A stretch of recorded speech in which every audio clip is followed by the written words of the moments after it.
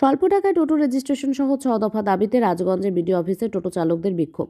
শুক্রবার সিটু অনুমোদিত জলপাইগুড়ি জেলায় ই রিক্সা চালক ইউনিয়নের নেতৃত্বে সংগঠনের রাজগঞ্জ ব্লক কমিটির পক্ষ থেকে রাজগঞ্জে বিডিও অফিসের সামনে বিক্ষোভ দেখান টোটো চালকরা। এরপর তাদের দাবি সম্বলিত একটি স্মারকলিপি জমা দেওয়া হয়। সম্প্রতি পশ্চিমবঙ্গ সরকারের পরিবহন দপ্তর ই রিক্সা সংক্রান্ত বিজ্ঞপ্তি জারি করে জানানো হয়, প্রত্যেক টোটোকে রেজিস্ট্রেশন করতে হবে। রেজিস্ট্রেশন ফি 1 বছরের জন্য 1740 টাকা এবং 2 বছরের জন্য 2940 টাকা। আর এতেই বেঁকে বসেন টোটো চালকরা।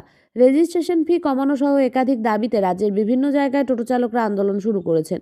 টোটো চালক ইউনিয়নের জলপাইগুড়ি জেলার সাধারণ সম্পাদক সুভাষিস সরকার বলেন, এককালীন সর্বোচ্চ 300 টাকায় টিটিইএন পোর্টালের মাধ্যমে সব ই রিক্সার রেজিস্ট্রেশন করতে হবে। ই রিক্সা এবং টোটো ভেদাভেদ করা চলবে না।